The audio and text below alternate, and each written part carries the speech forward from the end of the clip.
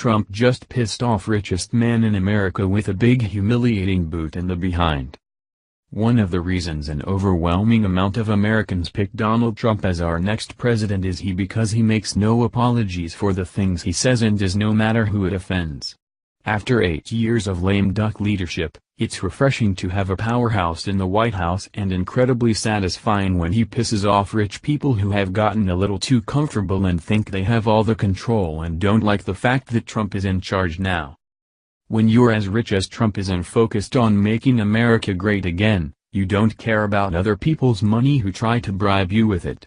President Barack Obama was quick to take in other people's cash, and his presidency proved to be very profitable for him since this former community organizer moved out of the White House and into a multi-million-dollar estate after just 2 years on $400,000 per year president's salary.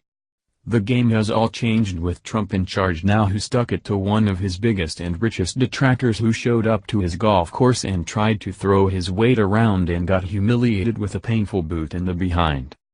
The list is long of people who think they're in power and hate that Trump is, after they tried their hardest to keep him out of the White House and still lost.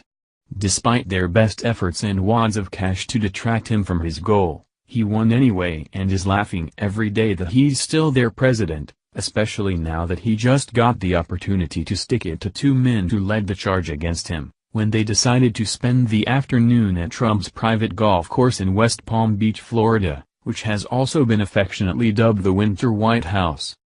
Heading off the effort to prevent Trump from becoming president was the billionaire Koch brothers, who love amnesty and are big supporters of free trade, 2 things Trump is avidly against. Charles and David Koch opposed Trump during the Republican primary season and refused to help him during the general election, as Breitbart reports, and they happened to have a close friendship with Harry Hurt III, who wrote a slanderous book about Trump in 1993 that brimmed with disgusting rape accusations about the wealthy businessman who is now the President of the United States.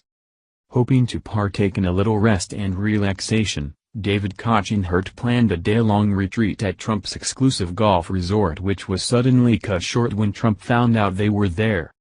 In perfectly humiliating fashion, Trump instructed management to remove the pair from his property and told them they weren't welcome back, ever. Being escorted out had to be one of the most embarrassing moments for these billionaire buddies in the presence of other rich people there enjoying their pricey membership, which Koch and pals don't get to be a part of. Trump proved that their money isn't important to him, and no price can fix how stupid these two look after earning this karma when they went against their own party to protect the political establishment. The sudden removal from ritzy golf resorts has become a theme since Trump took office, starting with the former golfer-in-chief, Barack Obama, who also got the boot under the most satisfying circumstances for conservatives.